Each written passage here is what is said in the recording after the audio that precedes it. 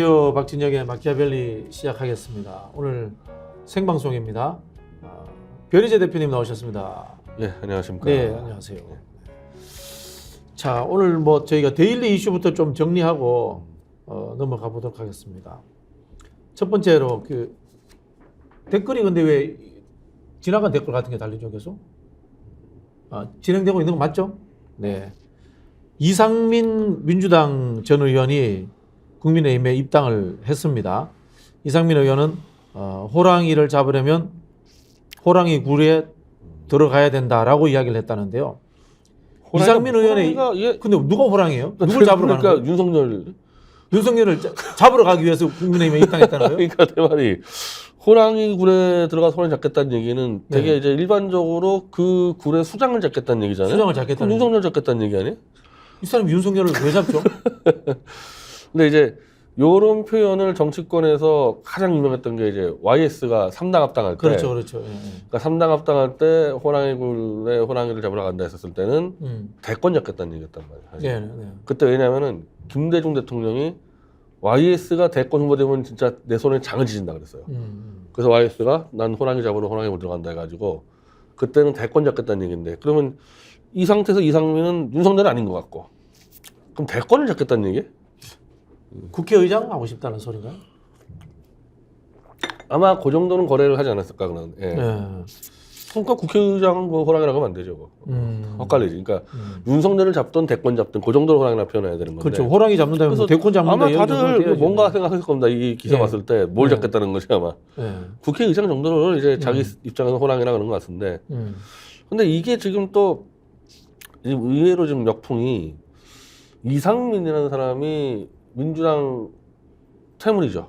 그러니까 보수 아스팔트 보수가 볼 때. 제가 이제 여기서 질문드리고 싶은 게 이거예요. 보통 이제 민주당에서는 이런 사람들이 가면은 퇴물들, 철새들 같다 이렇게 이야기하는데 영입하는 정당 입장에서는 뭔가 도움이 되니까 영입하는 거 아니겠어요? 그러니까 이제 그 뭐 한동훈이나 이 당 지도부나 윤석열은 모르겠는데 네. 이 보수 베이스에서는 지금 굉장히 안 좋아요. 안 좋아해요? 예. 그러니까 아니 지금 안 그래도 지금 이 경상도 쪽에 뭐 재선 삼선들 막 친다 그래서 굉장히 어수선한데 이상민이 과연 지금 이 날리겠다고 지금 공언돼 있는 영남권의 재선 삼선보다 괜찮은 사람인가? 예, 이걸 놨을 때 이 사람도 다선인데.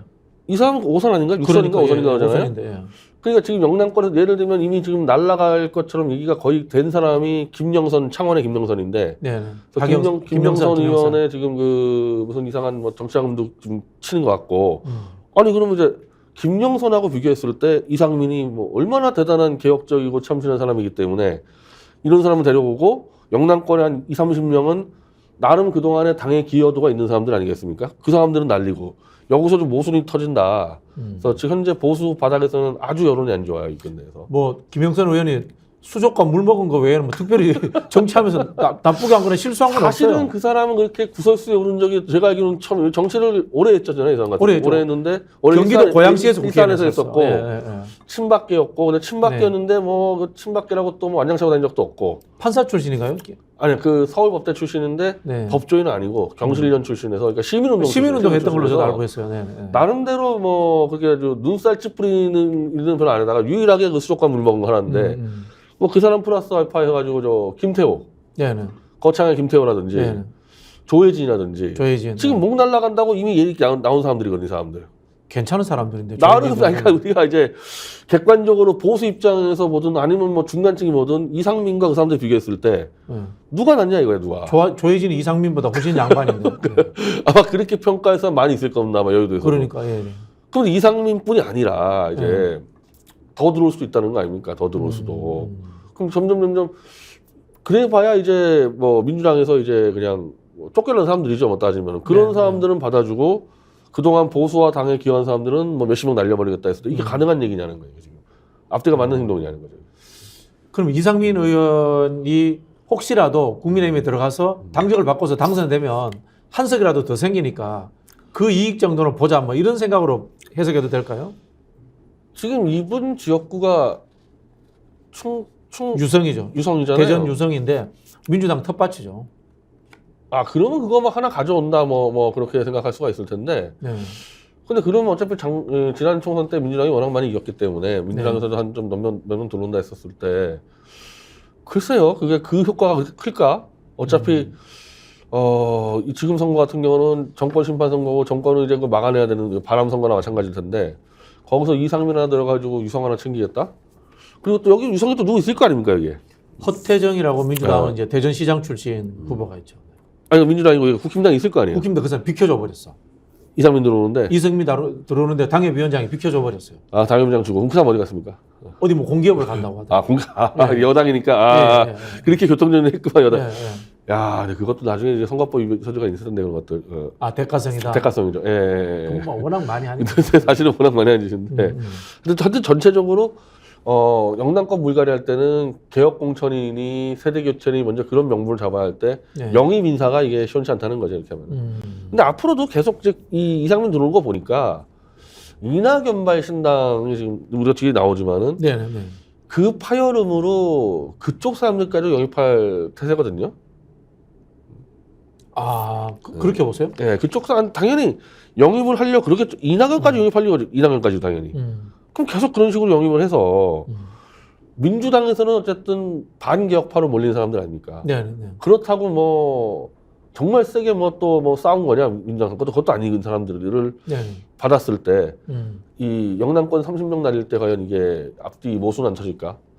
그럼 저기 자연스럽게 그 주제로 넘어가는데 자 지금 이낙연하고 이준석이 내일 만나요. 내일 만나는데 둘이가 만약에 연대가 안 된다.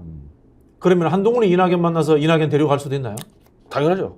그게 가능하다고? 당연하죠. 예, 당연하죠. 예. 이낙연 정도 되면은 꼭 그 방향 아니더라도 그 정도의 가능성은 열어놓고 움직일 겁니다. 그러니까 같이 한동훈, 이낙연, 윤석 같이 모일 가능성도 있고 따로따로 할 수도 있고 그리고 뭐 틀어지면 안 될 수도 있겠지만은 현재는 그 가능성은 충분히 있죠. 제가 지금 이제 이준석 대표 쪽에 확인해 본 바로는 자기들은 이낙연하고는 한번 만나보겠다. 만나보겠다. 근데 이준석 입장에서는 이런 것 같아요. 나중에 국민의힘을 잡아먹겠다고 생각한다면은 이낙연하고 하기가 쉽지 않고 국민의힘을 잡아먹을 수 있는 상황이 못 된다. 국민의힘에 계속 돌아가지 못하고 그대로 제3지대에 있어야 된다면은 이낙연하고도 합쳐서 할 수 있다. 요 두 갈래인 것 같거든요. 어느 쪽으로 더 확률이 높을 것 같아요. 근데 그렇게 되면은 윤석열과 한동훈이 이낙연을 먼저 잡을 수도 있죠. 그렇게 되면은. 그렇게 생각해보니까 안 잡을 이유가 있나요? 아니, 그러니까 이낙연 신당이 거기를 안 잡을 이유가 있을까요? 이거는 YS가 노태우하고 거의 뭐 삼당 같은 비싼 막 수준이 되는데 아니 이낙연 신당이라 해서 지금 호남의 지지율이 그래도 뭐 15에서 20% 나오고 있는데 이낙연 신당에 따라갈 사람들은 또 호남이 아니잖아요. 그럴 수도 있죠. 수도권이잖아요. 그 사람들은. 수도권에 또 보수가 좀 높은 지역들이 더 많더만 제가 보니까 아니 그 사람들이 혈혈 단신으로 나가서 제3지당에서 그렇게 마치 옛날에 무슨 뭐 노무현 뭐 이런 사람들이 막 통추하듯이 그렇게 살 사람들도 아니잖아. 그렇죠. 그런 사람도 아니잖아요. 기득권들이죠. 늘 양지에만 있었던 사람들. 그 만약에 공천 주겠다. 예를 들면은 저 윤영찬 같은 경우 성남 중원 아니겠어요? 그럼 성남 중원에 너 그대로 공천 줄게 이상민처럼 안 갈 이유가 있냐는 거야 그 사람들이. 그 신박한데.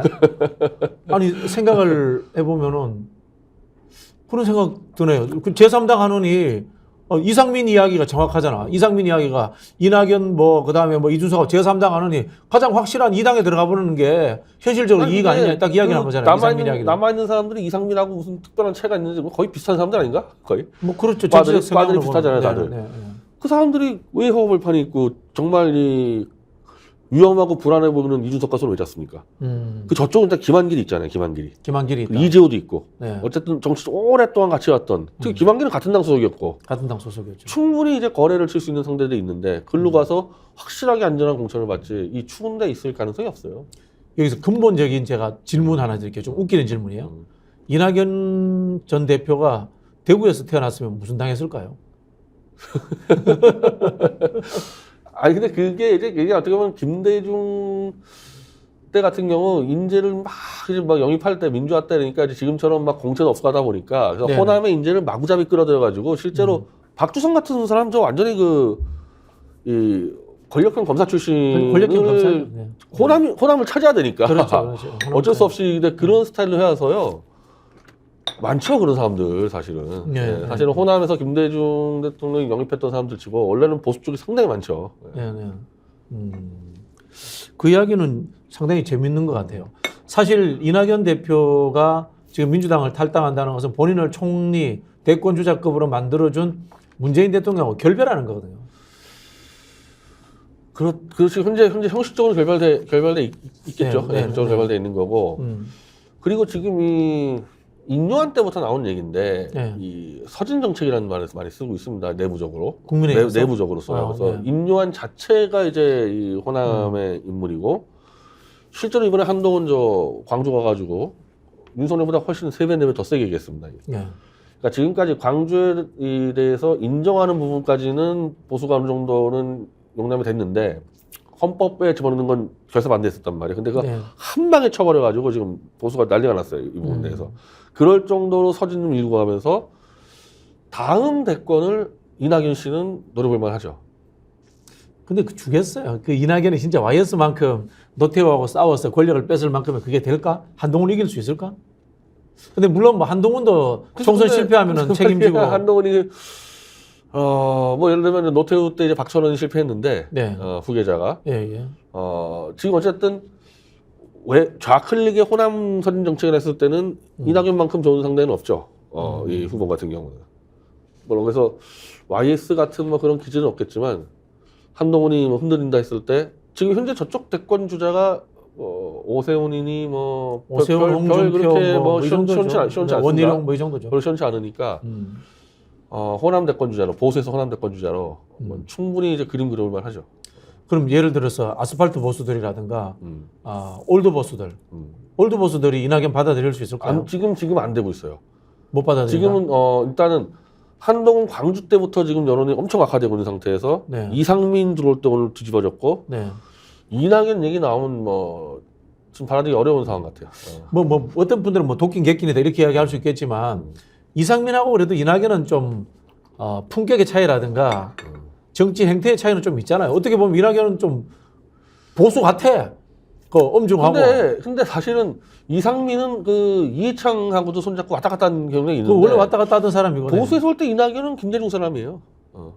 그냥 김대중 사람처럼 보이긴단 말이에요. 이낙연 같은 경우는. 네네네. 오히려 더 힘들지 사실은. 이낙연. 이상민은 뭐 이상민은 뿌리가 없는 철새라 사람이니까. 보는 거고. 네. 이낙연은 일단 보수가 올 때 그 뭐 이념이 보수인지 모르겠지만은 김대중 사람으로 보이는 거고. 그 사실은 지금 김한길이 전면에 못 나서는 것도 그 문제거든요. 김한길이 무슨 뭐 레프트 이념이 뭐 센 게 뭐가 있습니까? 근데 김한길은 이건 뭐 100% 김대중 사람으로 돼 있기 때문에 김한길이 전면 못 나서는 건데 그 김한길, 이낙연 이렇게 더구나 이재호는 원래 보수 있을 때부터 이건 보수에서 안 됐는데 이 사람들이 이제 당을 잡는다 이러면은 현재까지 볼 때 이 바닥에 있는 베이스 보수 플러스 알파 영남권에서 쫓겨난 보수들 같은 경우는 쉽게 물러날 수 없을 것 같아요. 근데 이제 변 대표가 늘 하는 이야기처럼 한국의 보수라고 갖고 있는 사람들이 권력지향적 기회주의적 속성이 있다. 이렇게 봤을 때 뭐 예를 들자면 이낙연을 김한길이나 이재호가 딱 편먹고 띄운다. 그러면 이 기회주의적 속성에 의해서 전통 보수라고 하는 사람들도 이낙연을 밀어줄 수 있다. 이런 생각할 수 있는 건가요? 근데 너무 안 챙기잖아요. 그 일정 정도 보수한테 먹을 건 좀 줘야 되는데 먹을 걸 그냥 끊어버려. 지금 언제부터냐면 이게 그 윤석열이 끊은 거예요. 윤석열부터 끊었어요. 네. 그러니까 그때부터 너무 악화되고 있었는데 총선 때는 역할 주겠지. 근데 총선 때 가면 갈수록 더 줄어들고 있어요. 더 오히려 더 배척하고 있고 그래가지고. 그러니까 이번에 지금 비대위원회에서도 예전에 박근혜 비대위 때나 뭐나 하면요. 그러니까 예를 들면은 제가 이제 어떻게 보면 장애 보수에 있지 않았습니까? 내가 그래도 통화할 수 있는 사람이 비대위원회 최고에 한두 명 들어있었단 말이에요. 아스팔트 보수에 몫을 줬다. 예, 이거 통화할 수 있는 사람이. 근데 이번에 진짜 누군지 모르는 사람이 다 들어왔어요. 그래서 여기서 또 되게 안 좋았죠. 다 누군지 모르는 사람 들어와 버렸지 않습니까? 저기다가 저 민경우하고 날라갔지만은 네. 민경우는 보수가 올 땐 여전히 저건 좌파고 김경률 나머지는 애들 누군지 모르는 애들. 이렇게 되면 당장 공천이 끝났다는 얘기잖아요. 그럼 사실은 국민의힘도 어떤 뭐 보수 지향성이라기보다는 지금 인기 영합주의적이고 그 다음에 이 검찰들 중심으로 해서 말랑말랑한 사람들 끌어모으기 이런 거다. 그러니까 어떻게 보면은 이 검찰 기회주의 권력 활발하게 세력이 보수의 숙주를 쳐서 먹어버렸고 이제 보수는 내쫓는 지금 이번 총선에 그런 구도로 가는 거죠. 그런 구도 속에서 이상민이 들어오는 거고 당연히 그 구도 속에서 이준석하고 이낙연도 공간이 나오는 겁니다. 그러니까 지금 보수와 이 검찰 이 세력과의 맞붙는 간극보다 이준석이 훨씬 가까워. 이준석이 보수하고 아니 저쪽이랑 윤석열 쪽이랑 윤석열 쪽이 훨씬 가까워 사실은. 그러니까 보수가 지금 윤석열을 보수라고 보고 막 찬양해서 그렇지 지금 이제 하나하나 드러나는 게 보수랑 맞는 게 하나도 없어요 지금. 그 거리가 이준석과 윤석열보다 보수 거리가 훨씬 점점 멀어지고 있다는 거죠. 이렇게 되면. 지금 그 한동훈에 대한 지지도가 막 등락이 굉장히 커요. 등락이 큰데 그거는 한 번씩 근데 영남의 60대 이상이 한동훈 지지도가 높아요. 원래 그렇게 했었죠. 시작했는데 이제, 네. 이제 한동훈이 계속 이런 식으로 하기 시작하면은 쭉 내려오게 됐죠. 특히 이번에 그 광주 발언이나 이런 것들은 보수들의 지지율이 건드렸죠. 아, 이거 한동훈은 보수 아니구나. 이거 뭐 명백히 돼버린 건데 이 부분 대해서는. 그러니까 뭐 참배를 하고 뭐 이런 것까지 하는데 헌법에 넣겠다는 게 문제가 되는 거는 보수에서는. 그거는 보수에서는 못 받아들였단 말이야 지금까지. 어느 정도. 근데 이제 선거 전략으로 봤을 때 그게 뭐 보수 일부에서 비판을 받을 수는 있겠지만 어차피 영남은 이 가둬놓은 물고기란 말이야. 그러니까 그렇게 생각하는 거죠 이제. 네, 가둬놓은 그렇게 물고기고 생각하는 결국은 거죠. 한동훈이 네. 하는 것은 네. 수도권 중도에 어필하겠다는 거잖아요. 네, 그렇게 생각하는 거죠. 네. 근데 이제 공천이 이제 이 파장이 났을 때 그럼 이제 쫓겨나는 영남 사람들 아까 네. 얘기했던 내가 저 김태호라든지 뭐 김영선이라든지 무슨 깃발리겠습니까 이거 보수 깃발리게 돼 있거든 당연히 그러면 얘들은 보수 아니다 이게 진짜 보수다 해가지고 장애 보수하고 영남권 이제 이른바 하류 네. 붙어가지고 이제 낙동강 하류 네, 그래서 이제 보수 깃발을 들게 돼 있죠. 근데 결국은 현실은 또 좌장이잖아. 좌장 문제 또 박근혜에서 또 안 걸려버리잖아. 그러니까 지금 박근혜를 또 박근혜를 걸려버리잖아요. 또. 계속 그거 하고 있는데 네. 근데 어쨌든 이 공격수들은 좀 나와요. 공격수들은. 아니 뭐 네, 공격수 나와요. 많아요. 서병수도 있고. 네, 공격수는 뭐 걸출한 사람들은 있어. 김정판이 있는데. 김용판도 있고 있는데 결국 이제 박근혜에서 다 걸려버리는 거지. 지금 박근혜 같은 경우에 저쪽에 너무 붙어가지고 윤석열이랑 이제 아마 기대는 안 하는 것 같은데, 근데 또 박근혜는 이 상황에 따라서 워낙에 이게 좀 정치적 이런 계산이 좀 생각보다 빨라서 뭐 언제 어떻게 또 변질할지 모르겠어요. 서병수가 대권 주자예요? 대권 주자 할 수 있어요? 뭐 저는 어렵다고 봅니다. 어렵다고 봅니다. 네, 저는 어렵다고. 김태호는? 네. 김태호 세력이 없잖아. 김태호도 어렵다고 봐요. 네, 네, 네. 그럼 구심점이 없잖아. 네, 네, 친박들이. 그게 예전에 근데 그 한번 이제 이게 90년도 선거 때 이제 막 김종필이 자민련 끌고 나와가지고 김종필이 사실 대권주자 아니었거든요. 근데 어쨌든 석권했어요. TK도 석권했습니다. 그러니까 대권주자가 없더라도 총선에서 일단은 야 이거 너무 심하지 않냐. 이건 도대체 이 보수의 뿌리를 다 끝장내겠다는 이런 여론 불면은 일단 총선은 가는 거죠. 총선까지. 그때 생각하면은 DJP의 박철원이었거든. 저 DJP가 아니지. JP, 박태준, 박철원 그러니까 이 삼박축이었거든. 대선은 그렇게 갔었는데 네. 대선 전에 96년도 96년 총선 말하는 때 자민련 바람 불 때. 실제로 이 YS가 그 당시 신한국당을 만들어서 그런 데로 선방을 했고 네네네. 김대중은 이제 그때 당이 깨져가지고 민주당하고 새정치국에 깨져가지고 별로 못했는데 자민련이 그냥 TK하고 충청도를 쓸어버리지 않았습니까? 96년대 쓸어버렸죠. 그게 그때 완전히 그 대권론 주자 없이도 그냥 그 생각을 해보면은 JP는 충청도 기반이었는데 TK를 먹은 거는 그 당시에 박태준하고 박철원이 나왔죠. 역할했거든. 박철원이 아마 박철원이 안 나오고 박철원이 나왔어요. 현경자가 나왔죠. 부인이 나왔죠. 부인이. 아니야, 박철원이 나왔어요. 다음번에 나왔었나? 나왔어요. 그 전에 보궐선거에는 보궐선거 나왔다 한 다음에 96년도에는 본선거 때는 박철이 당선됐죠. 나왔어요. 당선됐죠. 네. 박철이 나왔었죠. 예. 네. 근데 그때도 박철원이 그렇게 대권 주자로서의 그 위력은 없었어요. 맞아요. 예, 주로 그때 계속 그 보수였어, 보수. 그렇지. 예. 네. 오히려 그 당시 이제 박철원보다는 박태준이 더 인기가 있었죠. 박태준이 그래도 대권 주자처럼 좀 보이긴 했었는데 나중에는 결국 이제 김대중, 김종필, 박태준 셋이 뭉치게 돼버린 거죠. 그게 1년 뒤 같은 경우. 그러니까 지금 이 TK 선거라는 거는 그 당시 JP 자민련이 TK를 쓸 때 그런 정도예요, 그런 정도. 근데 지금 이게 간극이 점점 너무 커지고 있어서 저는 공간 충분히 나올 거라고 봅니다. 공간이 나올 수 충분히 나올 수 있습니다. 근데 물론 이제 박근혜 변수가 어떻게 돌아가냐가 또 하나 뭐 변수가 될 수 있겠죠. 근데 지금 변 대표처럼 예측을 하면 어떻게 되냐면은 사당 체제가 돼버려요. 네. 사당 체제가 돼버려요. 친박 올드라이트 당이 따로 하나 있고 영남권에 기반한 이준석 당이 따로 있고 그리고 결국 이낙연은 이준석 당에 가거나 국민의힘에 들어가거나 그렇죠. 그렇게 보는 거죠. 그죠? 네. 만약에 친박 그 올드라이트 당이 영남권과 제야 기반을 만들어지면은 그럼 저는 이준석이랑 이낙연 더 빨리 갈 거라고 봅니다. 국힘당으로. 그럼 실제로 양당이 아닌 좀 복잡한 구도로 선거가 치러지고 저는 그렇게 봐. 이번 선거는요. 양당의 리더십이 양당을 지킬 수 있는 리더십이 안 돼요. 꽤 많이 흩어질 겁니다. 이현주 의원도 비슷한 이야기를 하는데 이현주 의원은 솔직히 좀 이게 본인의 희망사항까지 포함해서 그런 이야기 하는 거 아니죠? 근데 이현주 의원은 전화 최대집보다는 약간 오른쪽에서보다 약간 더 중간에 있는 사람이거든요. 중간에 있죠. 근데 이현주 의원이 지금 분석을 할 때 이준석은 안 된다는 게 뭐냐면 이준석은 제가 볼 때 윤석열에 붙어 있다는 거예요. 아, 뭐 그렇게 이야기를 하더라고. 네. 그러니까 윤석열하고 싸울 때로 가야 되는데 네. 윤석열하고 싸울 때 가려면은 친박 올드라이트 당이 맞죠. 성향상으로는 이현주 의원이 좀 왼쪽에 있지만은 구도상으로 이현주 의원이 자기가 신당 만들지 않으면은 오히려 신당 영남권 신당하고 맞죠. 그리고 부산 출신이고. 이현주 의원이 단기 필만데 개인이 신당 만들기는 현실적으로 어렵죠. 내 생각에는 그럴 필요 없이 오히려 저 영남권 신당에서 이현주 씨를 필요할 수가 이번에 스피커들이 필요하기 때문에 이현주, 서병수 투터. 서병수 씨가 이 스피커로 전면 나서요. 그러니까 스피커로 이제 돌격할 수 있는 사람이 이현주 씨가 적당하게 하는 거겠죠. 서병수 씨가 그래도 부산에서는 큰형 역할을 해요. 아마 지금 이 나오는 사람들이 아마 이제 김영선 빼고는 지역에서 자신 있는 사람들이 사실다. 김영선은 이제 원래 경기에 있다 놓아서 그러는데 나머지 사람들이 저 김태호라든지 다 지역 자신 있는 사람들이거든요. 김태호는 무소속으로 더 그 사람 몇 번을 이미 그렇게 했던 사람이기 때문에 당선된. 그러니까 이 하나하나의 개별 지역구 선거들은 자신하는데 일정 정도 세를 형성하려면은 당으로서 했을 때 저는 이현주 의원하고 그쪽이랑 오히려 결합이 될 수 있을 거라고 봅니다. 재밌어지네 상황은.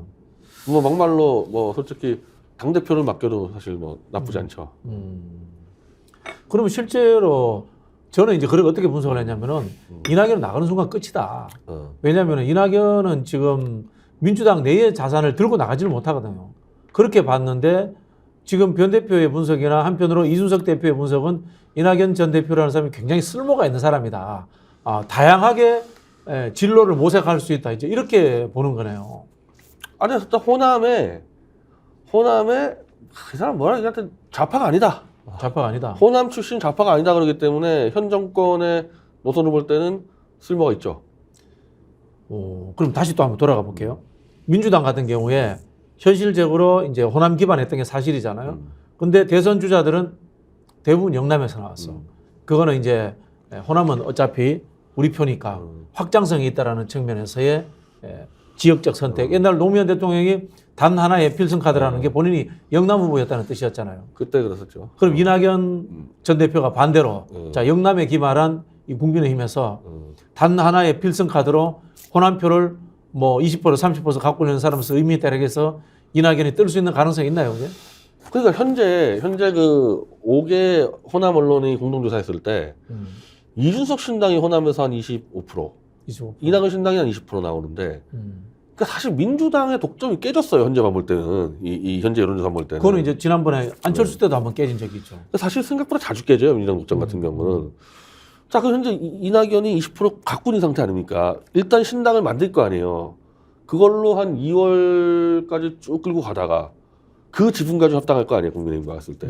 그럼 당연히 국민의힘에 내가 호남에서 20% 30%를 얻어주면 어차피 영남은 다 먹으면은 대권 갖는 거 아니냐. 이 경쟁력을 가지고 호소하지 않겠어요. 그렇게 그림을 그릴 수 있겠네, 네. 이낙연이. 네.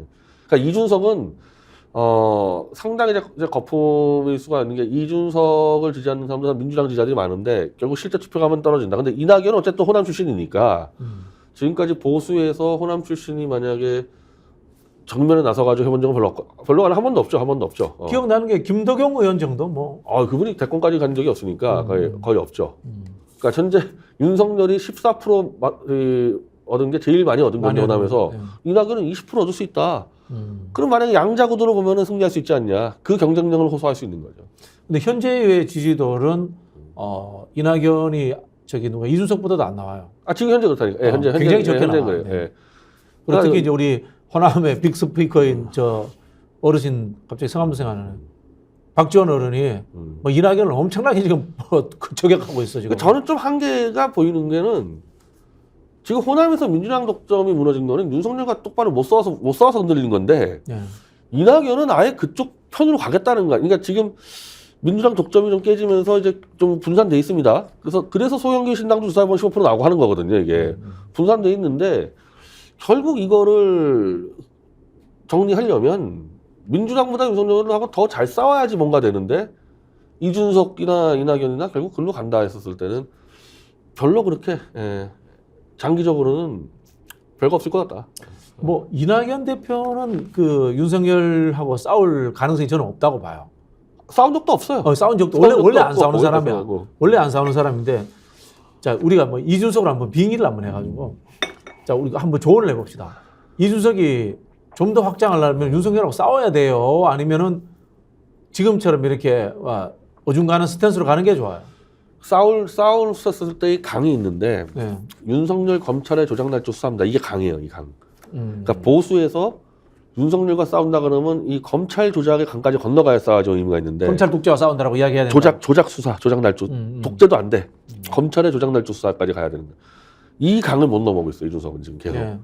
그럼 여기서는 아무리 많이 싸워도 의미가 없습니다. 이 강을 넘어서 싸워야 돼요. 그러니까 요 강을 넘어간 게 이현주예요. 그렇기 때문에 이현주 씨는 이제 친박 보상 갈 수가 있는데 이준석 이 강을 안 넘고 있기 때문에 소멸되든지 아니면 다시 금당 가든지 이렇게 될 수밖에 없는 거예요. 그래서 이제 변 대표가 의심하는 거잖아요. 그죠? 근데 그건 행위평가인데 제가 이야기하는 건 전략적으로 이준석이 지지율이 높아지고 의석수를 더 많이 차지하는 건 어느 게 더 유리할 것 같아요. 근데 이게 안 되는 게 근본적으로 한계가 있는 게 자 강을 넘었다. 저는 강을 넘어야 된다 보거든요. 강을 넘어야 근데 넘는 게 유리해진다. 넘는 순간에 이미 강을 넘어서 싸운 사람들이 수두룩히 있어. 저나 최대집이나 있어. 이준석이는 그동안에 검찰편을 들고 왔어요. 그러면 우리 밑에서 꿇어야 돼. 이것 때문에 윤석이 못 넘어오는 것도 있거든요. 넘어간 사람도 있단 말이에요, 이미. 그럼 그 사람도 뒤에 줄 수밖에 없잖아요. 그러니까 요 선에서 좀 딱 머물러 있는 겁니다, 이게.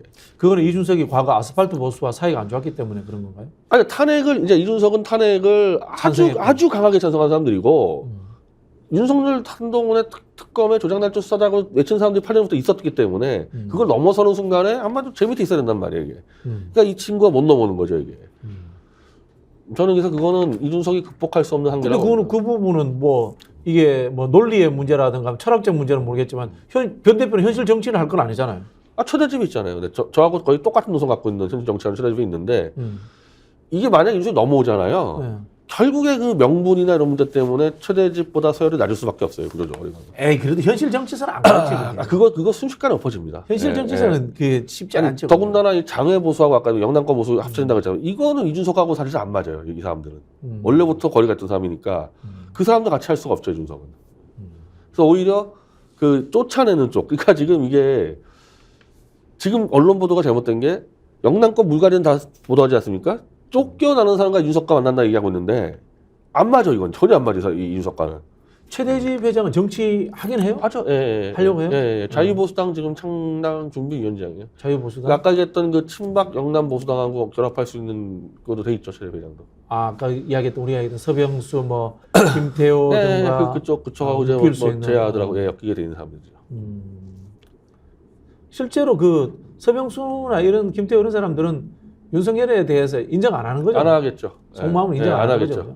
일단 대통령으로서 인정 안 하는 거죠. 그 사람들 뭐 서명수 같은 건 친박이니까 이미 탄핵 반대도 있지만은 김태호 씨는 탄핵 찬성하긴 했는데 이 정치하는 걸 아마 못 받아들일 거예요. 그래서 지금 김태호 의원이 거의 중앙 정치 안 나타나는데 이게 안 되니까 도저히 이게. 알겠습니다. 자, 요 시점에서 제가 끊고 저희가 뭐 광고 좀 하고 가겠습니다. 이 방송국 놈들이 또 원하는 게 있어가지고 광화문 살롱의 유기농 쿠키 세트입니다. 총 43개가 들어있고요. 우리 구독자들 위해서 16% 할인된 3만 원에 판매를 하고 있습니다. 택배 발송까지는 2, 3일 정도 그 소요가 되는데요. 아시겠지만 광화문 살롱 쿠키는 유기농 쿠키라서 소화도 잘 되고 여러분들 건강에 나쁘지 않습니다. 네. 자, 그리고 또 광고가 하나 들어왔네요. 스픽스에서 보험 점검 전문 업체 더 착한 보험을 소개하고 있습니다. 이름처럼 착한 보험을 설계해 드린다라는 뭐 그런 취지의 업체랍니다. 자동차, 화재, 건강보험 등 모든 보험이 상담이 가능한 더 착한 보험 스픽스에서 추천하고 있습니다. 문의 전화는 1644에 1236입니다. 일과 시간 이후에도 핸드폰으로 지금 상담이 되고 있으니까 여러분들 카톡 문자를 남겨주시거나 뭐 문자를 남겨주시면 언제든지 상담이 가능합니다. 자, 마지막으로 한동훈 이야기 한번 본격적으로 한번 해보겠습니다. 한동훈 지금 이재명 대표 테러 이후로 언론에서 사라져 버렸죠. 어떻게 공교롭게도 네. 한동훈을 강력한 보수 전사로 인식하고 있었는데 이게 무너질 시점이 똑같아서 겹치다 보니까 네, 네.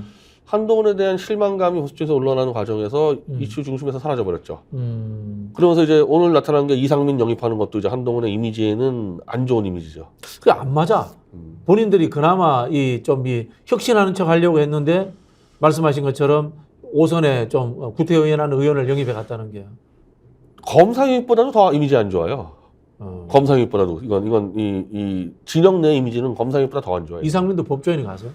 법조인이 검사요? 아니 그냥 변호사 출신. 변호사. 변호사 출신이고. 뭐 법 얘기하는 거 별로 제가 알기로는 윤석열 등등등과 굉장히 친하다. 충청도잖아요. 충청도잖아요. 근데 하여튼 뭐 보수에서의 이상민 이미지는 그냥 철새.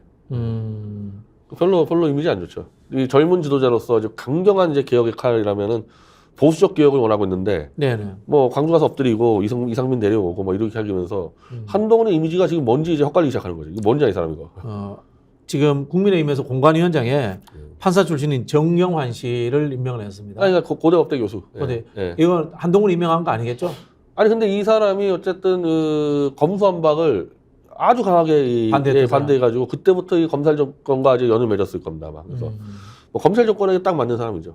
근데 우리가 아무리 수소문을 해보고 기자들이 추적을 해봐도 한동훈 위원장과는 연결고리가 전혀 없어요. 근데 원래 이 검찰 라인에서 이제 특수부 라인에서 인맥은 윤석열이 관리하고 내부에서 이른바 이 만지고 이런 것들은 한동훈이 하고 이런 역할 분담이 되어 있었기 때문에 그래서 지금 한동훈 비대위원장의 그 비대위원들이 네. 누군지 아무도 모르는 거예요. 과연 한동훈하고 아는 사람이냐? 한동훈과 연결된 사람 한 명도 없어요. 비대위원 중에서. 8명의 비대위원이. 네네네. 공교롭게도 그 8명이 최근에 다 조선일보와 인터뷰했다 이거밖에 없어요. 민경우는 제가 봤을 때 유튜브 보고 피겠을 것 같아요. 그러니까 조선일보 인터뷰, 하여튼 네. 8명의 공통점은 조선일보와 인터뷰했다는 겁니다. 네. 그 다음에. 민경우가 보니까 글빨 말빨이 좋더라고요. 뭐 말 재밌게 잘하던데. 네. 말 재밌게 하다가 이제 날아갔는데. 네. 그러니까 비대위원도 한동훈이 자기 사람은 안 심었는데 공관위원장이고 공관위원이고 한동훈이 뭐 하겠습니까? 그거? 그럼 대통령실에서 다 한다라고 대통령실 이렇게 한다고 봐야죠. 예, 대통령실에서 정무석실하고 한다고 봐야죠. 자, 그러면 여기서 이런 질문을 할 수가 있어요. 자, 대통령실에서 다 하고 있는데 과연 그럼 한동훈이 후계자냐? 라는 것이. 그냥 이 김건희 특검 국면을 돌파하기 위한 이 하나의 그 뭐라고 해야 됩니까? 임시 방편용 그 소방수지 과연 한동훈을 후계자로 생각하고 있느냐라는 질문을 한번 좀 던지고 싶어요. 근데 이 후계자라고 얘기를 하게 되면은 전두환 때 노태우 때 박철원인데 그때는 이 진짜 이 예를 들면 노태우를 키우고 좋은 자리도 주고 예를 들면 그 당시 대한체육회장이 가장 좋은 자리였던 게 전국적인 조직을 만들어요. 남하고 들이받고 싸울 필요 없고 그때 올림픽 한다고 난리 쳤기 때문에 한국사의 이른바 모든 이 재벌들하고 다 같이 어울리고 그렇죠. 네. 그 정치자금도 쉽게 만들어간 거니까 그런 자리를 주면서 키워서 실제로 노태우는 심지어 군인이었던 것도 몰랐던 사람도 있을 정도로 좀 그 당시 전두환식 군인과는 다른 이미지 가져가지고 아주 부드러운 그 보통 사람. 보통 사람이라는 걸 할 정도로 네. 그게 된 거 아니에요. 그게 사실은 그렇게 된 이유가 대한체육회장으로 만들었단 말이에요. 그렇죠. 그런데 지금 한동훈은 완전히 검사 이미지를 그냥 다 갖다 써가지고 이 정권에서 나쁜 짓은 전부 다 한동훈의 것처럼 만들어놨는데 이게 후계자가 이런 식으로 후계자를 키우냐 이거죠. 그래서 보수 일각에서 나오는 이야기가 결국 한동훈 후계자가 못 된다. 그 이야기를 하는 그러니까 거거든요. 제가 보는 객관적으로 보면은 정권에서 한동훈을 후계자로 키우지 않는다. 그런 식으로 후계자가 키워진 적이 하나도 없어요. 이거 나쁜 짓을 시키지 않지. 좋은 일을 시켜야 된다면 후계자는. 나쁜 일을 시켜버렸단 말이에요. 근데 한동훈이는 내가 그냥 이 인기로 해보겠다 이렇게 생각하는 것 같죠. 그럼 여기서 또 우리가 짚어볼 게 있어요. 윤석열이 후계자를 키울 수 있는 능력이 있는 사람인가? 그러면 차라리 김건희가 누군가를 픽해서 후계자라는 것을 김건희는 어쨌든 코바나 컨텐츠 수준의 기획이라도 하잖아요. 그걸 정치 기획이라고 하고 있단 말이에요. 그게 어쨌든 언론이라든가 정치판에서 보면 보이거든. 저는 이제 일단은 과연 윤석열이 만약에 퇴임 이후를 자기의 안전 보장을 위해서 정권을 연장한다. 정권 연장이 돼야지 뭐 후기자가 뭐가 될 거 아닙니까? 그렇죠. 그랬을 때 검사를 안 치겠냐 이거예요. 그 검사를 안 쳐놓으면은 그 검사끼리 짜면 끝장나잖아요. 한 방에 그냥. 나는 오히려 그래서 윤석열은 오히려 후기자를 한다 그러면 검사는 안 칠 것 같다. 그 이낙연인가? 그러니까 검찰을 잘 모르는 사람 앉혀놓고 뒤에서 검찰 움직여야 될 거 아닙니까 자기가. 근데 검사를 앉혀놓으면은 그거 다 먹을 거 아니에요. 자기 안위만을 위한다면 저는 검사는 안 칠 것 같아요. 후기자. 한동훈이 후계자가 아니라는 이야기는 이제 뭐 계속 나오고 예, 있어요. 예. 그 한동훈 후기자 아니면 검사 라인 중에 후기자 사람 아무도 없죠. 오히려 이낙연이 만만할 수 있죠. 이낙연이 만만할 수도 네. 있다. 그 이야기는 또 아직도 이 김한길이 그 정치기획에 기왕 정치기에 있고 그리고 여기는 항상 이제 또 이원 집정제가 따라가는 거고 그 사람들은 이제 이 자기들 안위를 위해서라면 이원 집정제를 하더라도 저는 이 윤석열의 만약에 다음에 이 후계 구도에서는 검사는 아닐 것 같다는 거예요. 네. 검사 더 위험해요 자기한테. 개인적으로 그 지금 현재 대통령실을 움직이고 있는 섭섭 트리오, 섭섭 브라더스에 대해서는 아세요 좀? 한호섭, 이관섭인데 이관섭, 예. 그 복잡한 일들은 다 한호섭이 하지 않을까 그래요. 예. 어차피 이관섭 씨가 이관섭은 정치 기획은 아니잖아요. 정치 아니고 이제 뭐 정책 쪽 이러다 보니까 한호섭이 다 지금 설계를 한다고 봐야 되겠죠. 한호섭이 지금 정무수석이. 물론 그 위에 김한길이가 하지만은 그 실무들은 다 한호섭에서 처리한다고 봐요. 한호섭이라는 사람도 이제 과거 이제 뉴라이트 운동권 했던 뉴라이트인 거죠. 그렇죠. 그 민중당에서 예. 근데 이 보수로 넘어와서는 올드라이트, 뉴라이트를 다 섬정을 했기 때문에 보수인의 폭넓게 움직였죠. 이재호하고는 관계가 좋겠네요, 당연히. 이재호가 남하고 잘 척지지 않잖아. 그렇게 좋진 않아요. 아, 그래요? 그러니까 이재호 인맥은 아니에요. 이재호 라인은 아닙니다. 그러면은 한호섭 씨는 친박이었어요? 아니요, 저 친이의 핵심이죠. 친이의 민중당이니까 뭐. 예를 들면 오히려 김문수하고 이쪽하고 친했을 수는 있겠네요. 별로 그렇게 그쪽도 아니고. 좀 어떻게 보면 독자적으로 나와가지고 좀 보수의 좀 노선을 좀 새롭게 좀 만들면서 지금은 어디냐면은 김병준하고 같이 했습니다. 김병준 라인으로 들어와 있는 거예요. 지금. 김병준 교수가 비대위원장 할 때 그때 아마 비서실 뭐 차장이나 실장 이런 거 했을 거예요. 그때 들어와 있는 거죠. 지금. 그럼 실제로 이 사람이 당과의 정무 기획에 어느 정도 영향력을 행사한다고 봐야 되나요? 그러니까 지금 김한길이 기획하는 거랑 이 사람이 생각하는 건 맞아요. 비슷해. 맞아. 그래서 지금 그런 식으로 흘러가는 거고 그리고 조중동까지도 그렇게 해놔가지고 재벌까지도 해놔서 갔는데 지금 이 연착륙이 안 되면서 한동훈이 잠깐 들어온 거 아닙니까 지금 긴급하게. 한동훈은 안 맞을 겁니다 지금.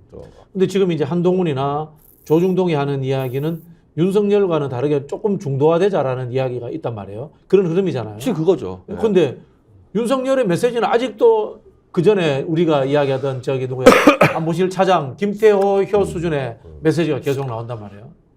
아니 윤석열도 그렇고 한동훈도 그렇고 보수가 뭔지 중도가 뭔지 알 수가 없는 상태에서 그때 막 던지니까 그렇게 되는 건데 오히려 이쪽에서의 이제 총선에서의 일관된 전략은 중도 뉴레프트 전략을 써온 거예요, 사실. 지난 9월부터는 이게 작동된 거죠. 그래서 저는 계속 한동훈이가 유지를 못할 거다. 한동훈 가지고 선거 치를 생각은 안 할 겁니다. 대선까지는 못 간다. 그리고 여차하면 그 가장 이제 이 사람들 정도의 수준일 때는 제일 좋은 구도는 이낙연 당대표하고 이준석이 영남을 맡고 한동훈이 수도권 맡고 이런 정도 짜려고 그러겠죠. 이준석은 어쨌든 거기에 대해서 완강하게 부정해요. 그럴 가능성은 전혀 없다라고. 근데 그렇게 부정을 하기에는 세력 구도가 아까 말한 이준석이 정통 보수랑 같이 할 수가 없기 때문에 방법이 없어. 그럼 이준석은 영남권 정통 보수와 윤석열 세력이 싸울 때 거기서 또 잠자리 만들어야 되기 때문에 포지션이 나오질 않아요. 자, 그러면은 결국은 한동훈은 특검법에 대해서 강력하게 앞장서서 이제 반대를 하겠네요. 맞고 제가 뒤집어 쓰고 또 본인도 출마도 안 한다 그랬잖아요.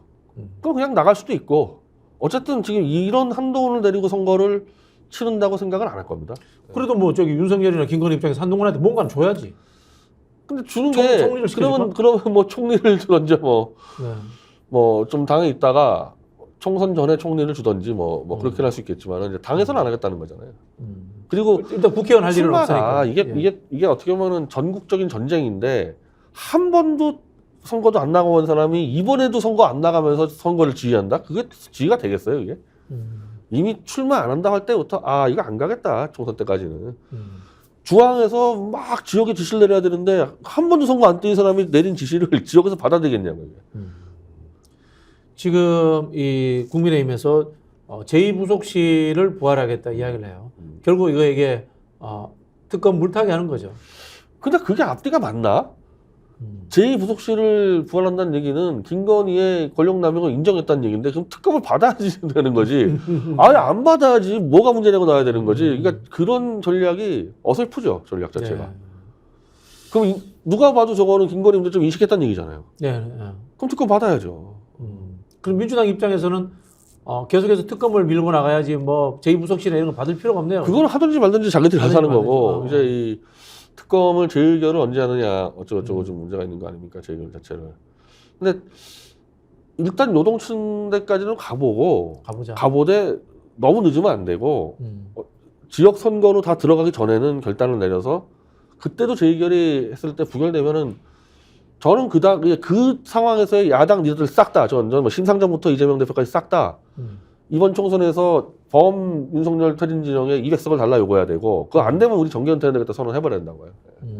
그 정도로 세게 들어가요. 그건 한 2월 중순이 설이니까 설 인근 좀 제가 볼 땐 2월 말이 2월 말이 한계죠. 3월부터 선거 막 들어가지 않습니까? 그래서 3월 초에도 못 들어가요. 공천이 그래서 3월 한 10일 정도에 공천해 보다. 그러면은 뭐 어쨌든 공천 마무리 듣는까지는 해서 그 자기 정책만 걸어야 됩니다. 일단은 이 특검법 제1을 가지고 네. 정치 생명을 걸자. 네. 그 대신에 200석을 국민에게 요구를 해야 되고 난 민주당 일각에서 200석 요구하는 게 무슨 오만하다 그러는데 오만한 게 아니고 김건희 특검법과 지금 이번에 최상병 특검법은 더 높더만 73% 75%예요. 그러면 그걸 환산해 보세요. 그 73%의 지지를 210석 30석이거든요.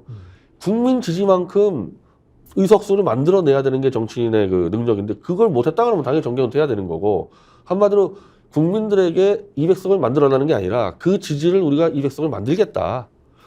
그리고 그걸 못하면 우리 정계 은퇴하겠다. 이 정도로 가야 되는 거죠. 자, 그럼 여기서 예를 들어서 이런 경우는 어떻게 해야 됩니까?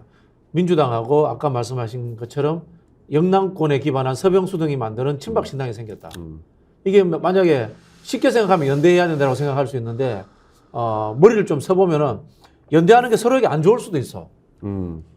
그렇지 않습니까? 그러니까 예를 들면 보수 정당이 그 지금 윤석열 정권과 싸우기 위해서는 민주당과 연대해 버리면 쟤들 민주당 이중대 아니야 이러면서 영남에서 안 찍어줄 가능성이 있단 말이야. 예전에 그 2004년도에 이 총선 때 열린우리당이 창당이 되고 민주당과 한나라당이 연대해서 탄핵했다가 박살 민주당 끝장나버렸잖아요 완전히 그냥 그때랑.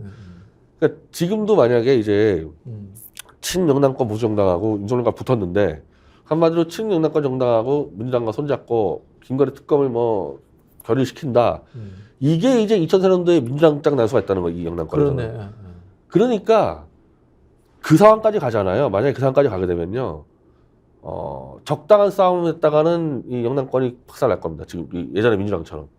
완전히 윤석열의 조작날조 검사 시절까지 다 까발려가지고 반대로 하면 더 세게 나와라. 네, 그러니까 탄핵 무효까지 가고 그럼 태블릿 조작까지 치면서 이건 정권 자체가 이미 정통성이 없다고 전제해서 쳐야 되는 거지. 어정쩡하면은 그냥 밀리게 돼 있죠. 이중대 하지 말고 일중대 해라. 더 세게 나가야 되는 거죠. 그래서 변 대표의 약간은 좀 희망사항도 있는 거 아니에요? 근데 그게 그렇게 할 수 있는 사람이 김용판이라는 게 있어요. 왜냐하면 윤석열의 조작날조 수사에 당한 사람이 있기 때문에 지금은 영남권에서는 모두가 그 사람이 장수한다고 생각하거든. 그 사람은 그렇게 하면 설계를 짤 겁니다. 물론 저하고도 가깝기 때문에 제가 당연히 태블릿 PC 가지고 들고 가겠죠. 그쪽. 김용판 지역구에 지금 그 권영진 전 대구시장이 이제 나가겠다는 건데 그 결국은 지금 한동훈 등 국민의힘 주류들하고 합의가 된 거겠죠. 권영진이 그렇죠? 원래 그쪽 사람이에요. 예, 권영진이. 입각하려고 했었고 윤석열 정부에서. 윤석열 쪽 사람이니까 김용판 정도는 일개 검사 가지고 아웃을 못 시키니까 제일 거물을 내보낸 거죠. 이제 김용판 아웃시키려고. 생각해보면 권영진 친이거든. 친이고 김용판은 친박이잖아요. 친박이고 이제 권영진은 친이 내에서도 가장 윤석열과 가까이 붙었던 사람이기 때문에 아주 이제 그러니까 자기 공천한 거죠. 김용판을 죽이려고. 아니 그리고 생각을 해보면 결국 또 박근혜로 또 돌아가야 돼. 근데 지금 박근혜를 앞뒤가 안 맞아 지금 한 행위 자체가. 한 달에 한 번씩 만나는 이유가 윤석열이 네. 영남권에서 이 세력이 박근혜가 결합할까봐 그거 무서우니까 계속 붙잡고 있는 거거든요. 박근혜는 잡아놓고 나머지 친박들은 다 죽여버린다. 그러니까 그게 그림이 되게 이상해지는데 나는 그 박근혜라는 사람이 그 상황 가서도 계속 이러고 있을 거냐. 뭔가 또 자기 이익에 걸맞게 다른 길을 찾을 거라고 봐요. 결국은 그러면은 필드에서 뛰는 친박들이 잘 뛰어가지고 윤석열을 어느 정도 넘을 수준이 되면 그 배에 타고. 그리고 이제 아니 아직도 박근혜는 윤석열한테만 웃고 다니지 자기 억울하다 얘기를 하고 다녀요. 중앙일보 회고록에 다 수사 이상하고 판결 이상하고. 그러니까 이 영남권에서 붙었을 때 박근혜의 조작된 수사까지 같이 치면서 붙어버려야지 저쪽도 겁을 먹고 박근혜 끌어낼 수 있거든요. 그러니까 한마디로 8년 전에 있었던 태극기 들었을 때 탄핵 무효 그 방식으로 가버려야 되는 거예요. 그러니까 이준석은 안 맞는 거죠, 이거는. 그렇게 안 가면은 영남권은 바뀔 겁니다. 알겠습니다. 저희가 오늘 그 국민의힘 상황에 대해서 전반적인 이야기를 쭉 나눠봤습니다. 저기 송 대표 면허는 어떻게 되고 있어요? 지금 안 되고 있어요?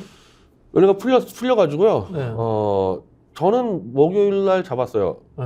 잡아서 왜냐면 제가 가려는 게 아니라 소영길 대표가 이 여러 변호사한테 손혜원 의원을 빨리 불러달라 그래가지고.